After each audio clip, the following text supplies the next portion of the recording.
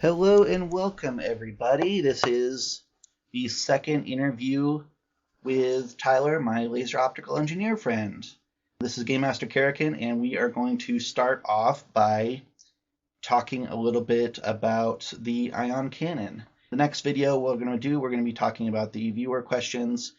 I'm not sure if we'll get that done today, but we will definitely do that very soon. Today will be about the ion cannon in general. Now, the ion cannon in CNC is a large particle cannon that is used in space and can hit the surface of the planet for large damage. It's essentially a clean WMD that is fired from space.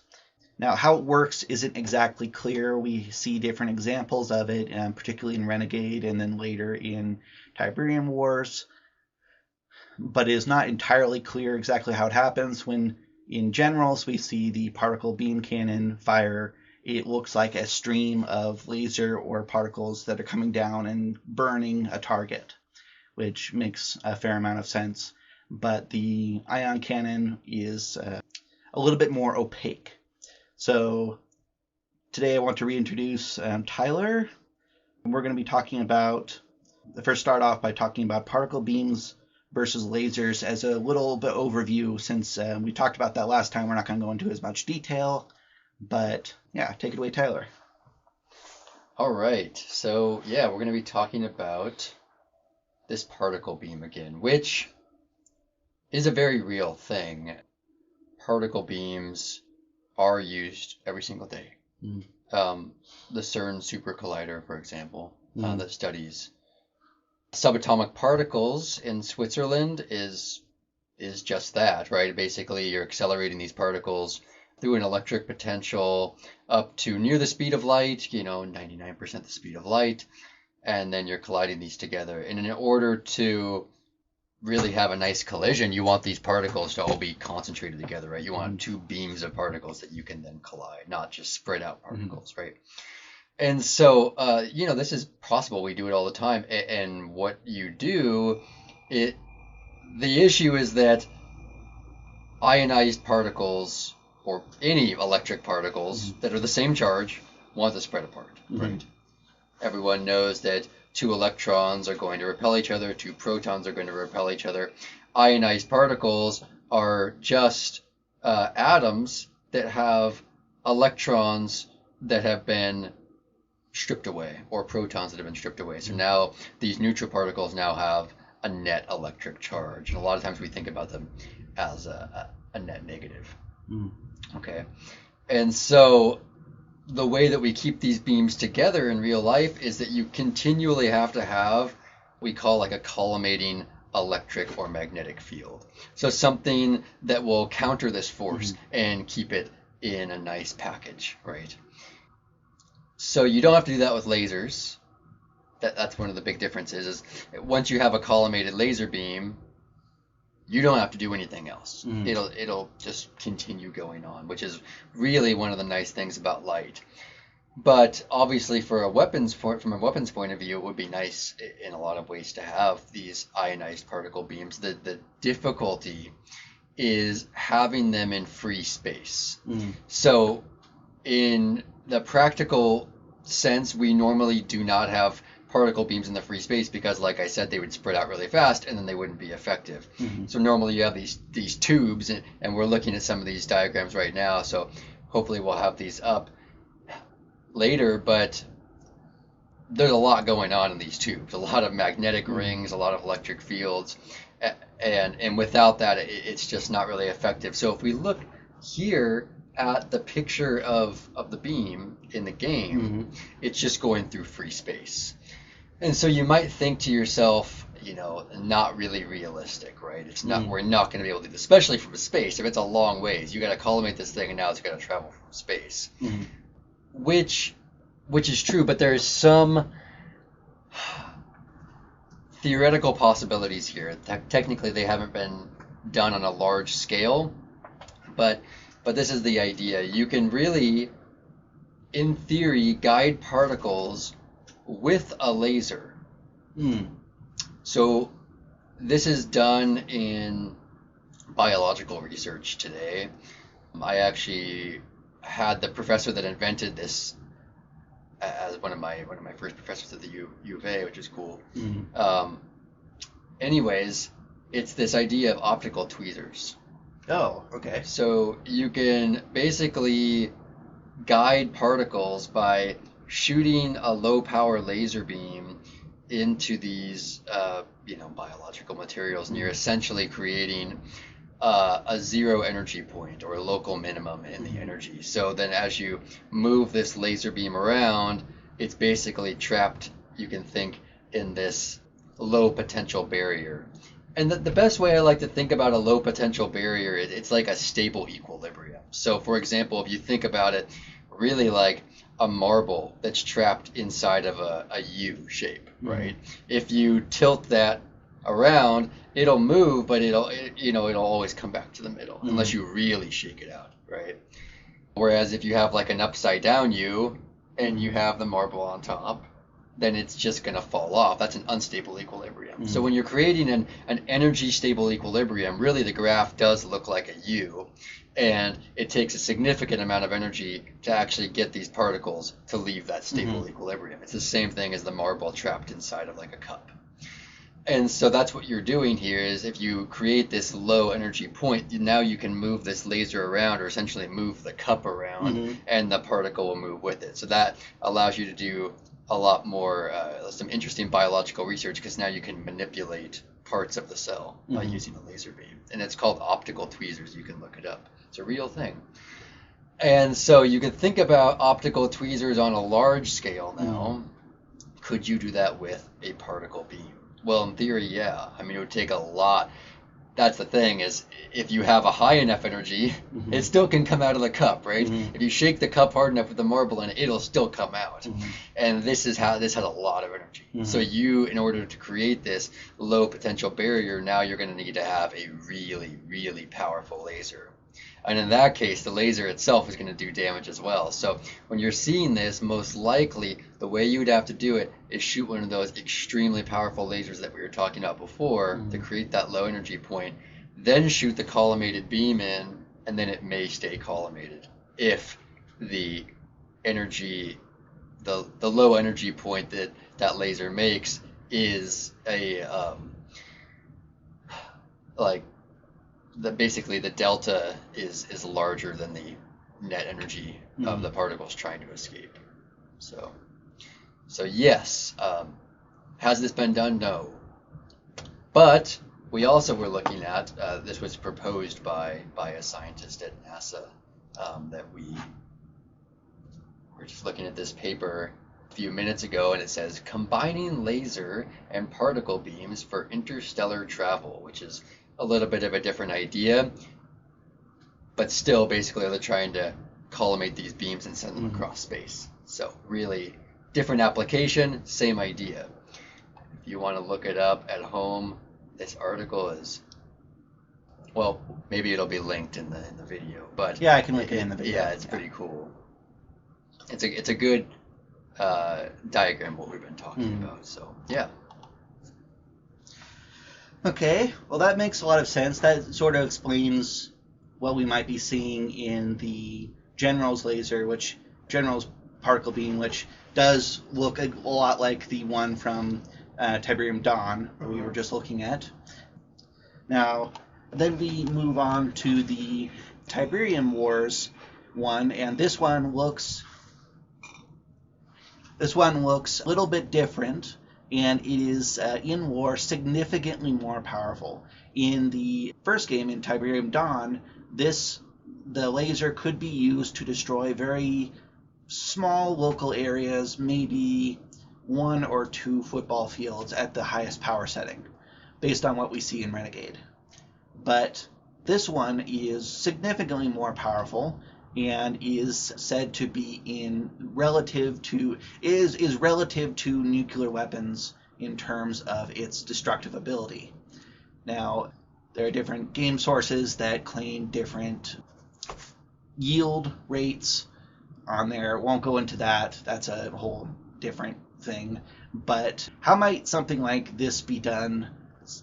Say we're talking about a tactical nuclear warhead that is about the same size as something you might find, or that might have been dropped at Hiroshima. Mm-hmm.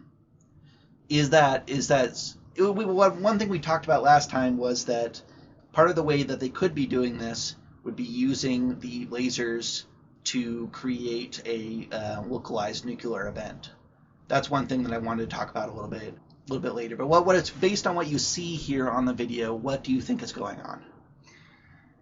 So I think it starts with what we were just talking about, Mm-hmm. where essentially you're guiding these particle beams through a laser potential. However, because also it's spiraling, right? So Mm-hmm. if you were actually going to do that, you could just move your lasers and it would guide the beam, right? Which, okay. But when these beams come together, they make an explosion. This is, again, you can see this on a small scale in real life. It's kind of neat. What you do is if you send an ultra-fast laser beam through a lens, so like a femtosecond pulsed laser beam, which is 10 to the minus 15 seconds, really, really short, then what it can do is actually ionize the air and create a little ball of lightning right in the air. And you see this little blue speck just hovering there. It's actually ripping electrons out of the air in that one spot. And it creates this super continuum kind of rainbow spectrum behind it. It's really neat. Mm-hmm. So that's pretty small, and when you do it, you can actually hear it.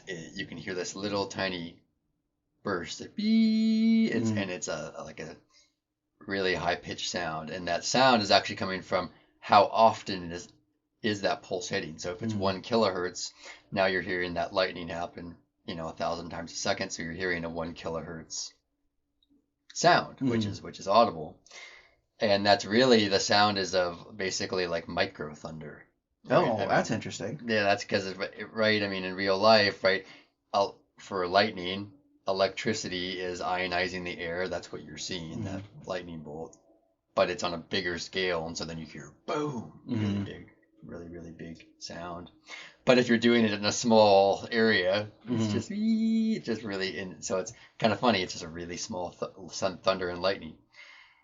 So this is more like real thunder and lightning, what you guys have here. And so if you were able to concentrate enough energy into that spot, this may be pulsed, this may not be pulsed. But if you had enough energy in one spot, then you could ionize the air in that region, and then it would create a massive like lightning-like explosion. Now, would it be nuclear? No, but it could if it could still be, very powerful like that. Now, what kind of damage would this do to, say, we're talking like a city building, like a skyscraper or something like that? When I think about a lightning strike hitting a building, it's not particularly powerful because it gets distributed across the entire building, because that's how they make buildings these days. But would this be on that level, or would this be significantly larger if you were to scale it up to this size in real life? Well, I mean, if you scaled it up large enough, it could definitely destroy it. Oh, okay. Right. Yeah, I mean, it just depends. Like, yes, we design buildings to be able to take lightning strikes. But if you had something that was more powerful than that, then now the buildings aren't designed for that, right? You can only distribute so much electricity before it starts getting into other places. And so that 100%, yeah. If you had laser beams with particle beams inside of them, then now you're not only getting that explosion damage, but you're also getting that massive heat damage from the lasers, from everything. And so it's kind of like, you could think about it as these lasers are coming in to guide these beams, but when the laser itself just hits the area, it's going to start burning and drilling into these things. And then there's going to be this explosion that happens inside of that hole that it's created. Mm-hmm. And so, yeah, it would be pretty damaging. I mean, lightning is only really able to be distributed because that's all it is just electricity. And so it's Mm-hmm. conducting to these metal rods and then going into the ground. But if, I mean, if you've seen before, like lightning, the aftermath of lightning hitting a tree, sometimes the tree will explode, Mm-hmm. right? Mm-hmm. And so, yeah, definitely. Yeah, I could definitely do a ton of damage. Mm-hmm. Yeah. Now, what kind of power requirements would something like this have? I don't know if this is even like just talking about it might be possible to think about, but the device that fires it on this level has a fusion reactor on board. Mm-hmm. Now, I have been following, but I'm not entirely certain about what kind of power output something like that can put out, but this is this something that we'd be looking at in the significantly higher than the megawatt range, or Yeah. I don't Because like the laser itself would need to be higher than the megawatt range to make this happen. And then you have to like back calculate from efficiency. And so like realistically, if you were doing a really good job, you could probably expect like 35% efficiency. And so you'd have to divide whatever number you got in laser power and particle power by 0.35, and it's going to be probably more in like the terawatt range that you would need for this. Yeah. So you'd have to have a way to store all of that energy too, and then release it quickly. But yeah. So part of the reason the Tiberium Wars ion cannon is so large, not only does it have to have a reactor on there, but it must have just bank upon bank of massive batteries to be able to put all the energy in one place in one time. Yeah, definitely. Yeah, because you need to have all that energy stored so that you can use it right away, because this doesn't last very long. You're using all that energy really, really quickly. And so then the thought comes to mind, you use that energy, and then hopefully you either have a lot more stored up or you have a way to charge it up again really quickly. Because then otherwise you'd only really have like one shot and then you have to wait for a while. Right. And so it depends. It depends on what they would have on board, but that would be a consideration, might be one of those one shot, wait for a while sort of a deals. It definitely is, yeah. In game, you and this is not in game. Time limits are for game balance reasons, but it is a thing where it charges for 5 minutes and then fires, and then charges for 5 minutes and fires. But we also see different power levels. Like this one is used to destroy a local area, but one is used later in the campaign to destroy a bunker that is nestled deep underground, and what is maybe a 30 square mile area. Now, of course, because of a additional weapon that's on stage, it ends up doing a lot more damage. It ignites a much larger warhead that was underground that was prepared for this purpose. But this thing these are capable of destroying underground facilities. Now, does that sound like something that it is possible for this to do, or would this be more of a localized surface event? So if you were because there's lasers contained in it, as we were talking about, then it could go underground because you'd be drilling under the ground and then it would be exploding underneath. And so, yeah, I think that it could destroy things underneath, and if it was destroying things above, it would really be because you're blowing the ground up beneath it. Yeah. Especially if you hit a warhead, like you were saying, that was specifically designed for that. But yeah. Yeah, we won't look at it this time, and maybe after I'll show you the video of what this looked like when it actually hit. It played up for gameplay reasons, you'll see, because anyway, Yeah. Now, I think we went over that pretty comprehensively. Yeah. The last thing I wanted to talk about in this video was the personal ion cannon. Now, if you go back to that first tab, you should see it on the left there. This one. That one there. That is it's called a personal ion cannon. It's essentially an anti-structure, anti-armor weapon that is shown only in the Renegade game. Now, I'm expecting something this small not to have a power source on board that could fuel a reaction like this. So it would be large capacity batteries that would be fed into it or something like that. But is something even possible to make in atmosphere at this level? I would assume it'd have to be extremely short range. Yeah, because of the spreading of the particles, unless there was a laser contained on it too. But yeah, we were talking a little bit about that last time when you have like personal things like that. Is it possible? Yes, but the challenges in making something like that are having a cooling system for it, so it doesn't destroy itself. Also, lasers need that cooling system in order to operate properly, right? Having enough power to do that. So now you're talking about, a backpack that has cooling on it, batteries, and all that. And, it really just depends, like in real life, how big would the batteries need to be for that? Pretty big. And so you're talking about like a really, really heavy, and how good does the cooling have to be? Pretty good. So again, it starts to become too heavy to really carry around. Yeah, this is something that had to be mounted on a chassis of something. Yep. Now, if you're talking about like a turret that you could put down, because you think about things like in real life, like a belt machine gun, for example. People aren't really carrying those around and shooting them, but you do carry them around and then mount them on the ground. Yeah, that's true. And there is like belts that you have next to them and stuff, and so it's not like great, but if you're kind of sitting in the back and you're the one firing from a long distance away, it is pretty realistic. And so if you had something that you were carrying in a truck where you're like, oh, I'm going to get this out, I'm going to get my whole thing out where I'm basically wheeling this cooling supply and battery supply, and then I have like a little belt going over to my ion cannon laser, then now you're talking about something that could happen. So realistically, this is a stationary weapon. Not something you're running around with. Yeah.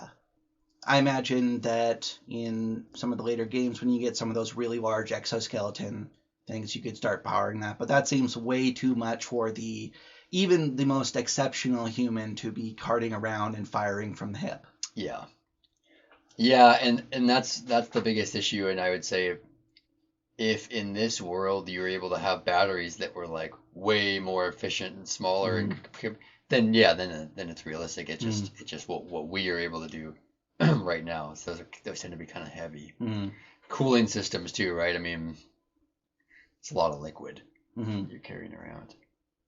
And there are cooling systems that it's not like there are cooling systems that don't have liquid, right? You can use TECs, for example, thermoelectric controllers. It's like a Peltier device. You apply a voltage and it cools down, but one side of the plate gets cold, one side of the plate gets hot. You still have to dump that heat somewhere. And so normally the Peltier device is either water cooled again or air cooled, depending on how much cooling you need to have done. But normally air cooling is for like small tasks, and liquid cooling, you can't really get away from it if you want to do big tasks like this. And so that's kind of the issue. Yeah. But then another thing you have to think about is, before we were talking about shooting something huge from space in order to destroy like cities. Okay, so that's one thing there. But this is something that you're using to fight against individuals, right? So now you have to ask yourself, how powerful does this laser actually have to be? Yeah. If it doesn't have to be insanely powerful, if you're not trying to destroy like vehicles and stuff, then now you can start to scale this down and go like, okay, well, even like a laser that's in the kilowatt range, right? And a particle beam that's significantly smaller could do a lot of damage. So now you're talking about more realistic. you have to just ask yourself, how far could you scale this down before it was ineffective, right? And then also another way I like to think about it too is like, how do you want to use these weapons? Like, let's say you're going to use this weapon in real life. If you were to shoot somebody, yeah, it might burn them, but if you really wanted to like just completely incapacitate somebody right away, if you shot someone in the face with this kind of a thing, you'd instantly blind them and they would just be ineffective. So it wouldn't really be that difficult to make something that could do that. Yeah, it makes me think that this was never continued past this game, past Tiberium Dawn, which makes me think that while it was a very interesting experimental wonder weapon, it was likely overshadowed by the fact that you could make laser pointers and stuff like that would do similar incapacitive damage with much less expense on the individual weapon. This was likely not cost effective to what they were trying to do. Yeah. And only probably manufactured in very small numbers. Well, that is our interview about the ion cannons in both Renegade, Tiberium Dawn, and Tiberium Wars. Any last things you want to say about that? I don't think so. No, I think that was good. Okay, great. Well, then I will. Oh, good. It's a 27-minute. That'll be perfect timing. Put that on the video. It'll come out as 30 minutes. Great. Okay. Well, that is our first interview. Hopefully, we'll get to do our next one soon, and I'll have it up for you guys as soon as possible. Thank you very much. All right.